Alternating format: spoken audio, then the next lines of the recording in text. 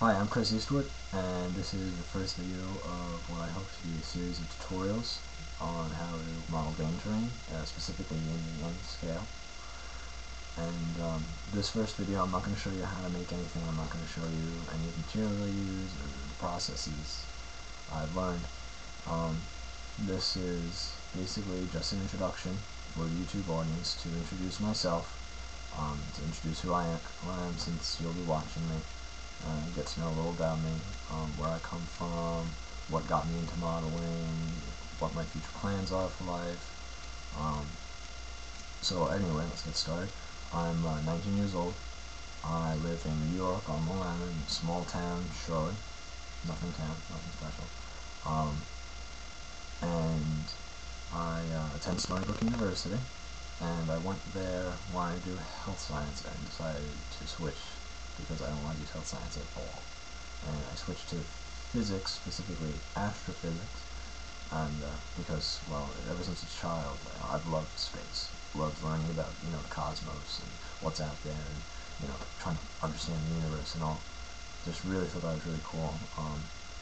However, astrophysicists aren't in real high demand right now, so I decided to then switch again, and as not to completely get rid of physics from my life, I decided to then switch into engineering.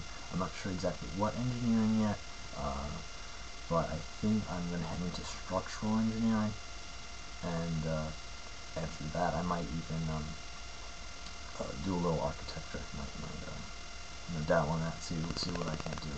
I'm not decided yet on this in motion. So I go to Stony Brook. I work for a supermarket, King Cullen. It's only Long Island. That's it. It's local. It's not like Pathmark or Wall Downs, which I know extend all over the East Coast of the United States. So and I work there. I make $8.75 an hour, and it's really hard. I pay for my school myself. My car broke, so I don't have my car right now. I have to take the bus to and from school. It's an hour and a half drive, or with the bus anyway. It's 40 minutes by car, and now I gotta tag on another 40 minutes because I don't have money. I gotta take the bus, and times are tough. But you'll see in my videos that you actually don't have to have a lot of money in order to make nice models. You'll see that aside from maybe when once a week I'll go over to Home Depot and spend $10 at Home Depot on something, a sheet of foam or whatever, or maybe like $10 at Michael's, and for paintbrushes or paints, and the rest I save for college tuition. I save so I can fix my car, for food for me if I go out with my friends, and that's it. That's really it.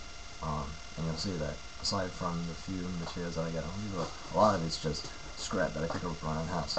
Cereal box card from an empty box of Pop-Tarts,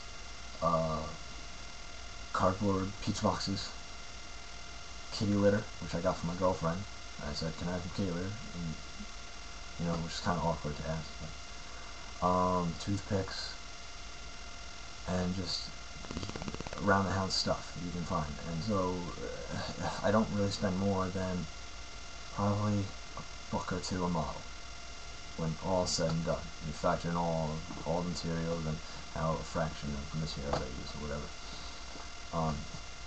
Probably not more than $1 or $2 a model, and they come out looking actually okay. So anyway, what got me started in modeling? I would have to say that I started modeling for a tabletop wargame called Mech Warrior. Mech Warrior's been part of my life since I was 7 or so. When we got our first computer, which was an IBM, 1 or whatever, just cheap version.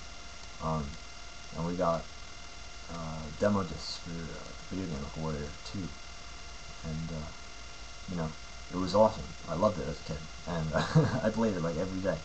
And I played, all the other video games that they put out for the PC, and I decided, well, because video games weren't really, fulfilling anymore.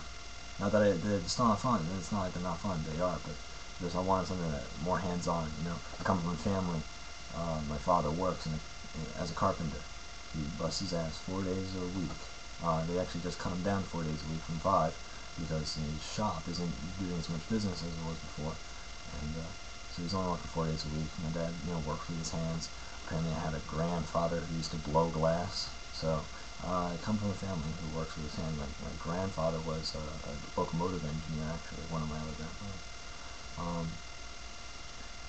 And my mom works at Calverton National Cemetery, filing paperwork. My parents are still together, and they have 3 kids.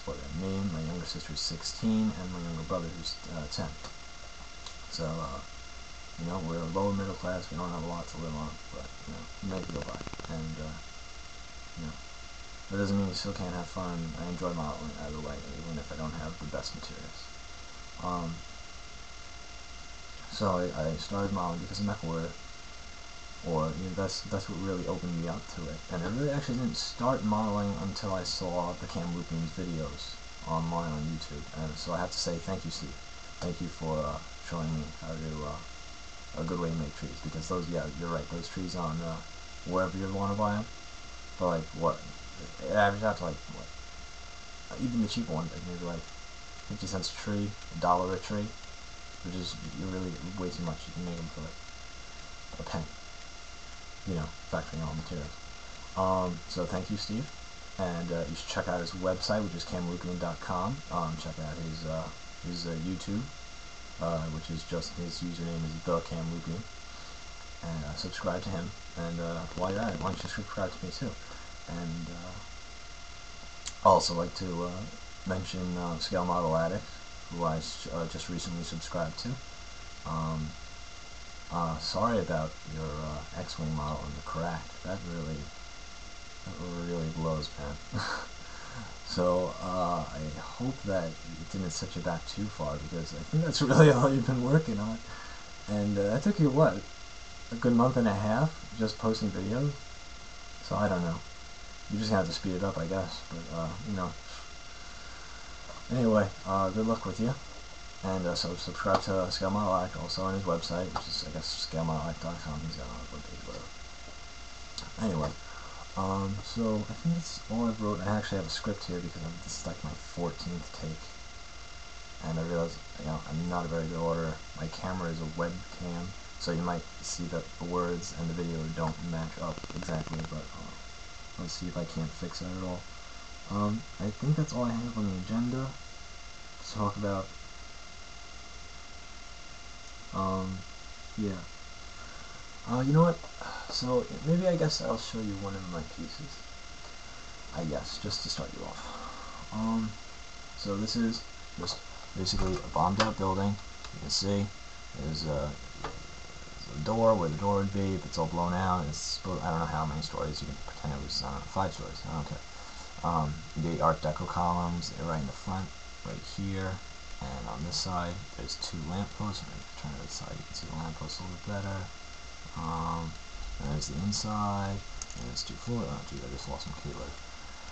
There's toothpicks in it, and there's pieces of foam board and rubble, and as you can see, there's a warp right here.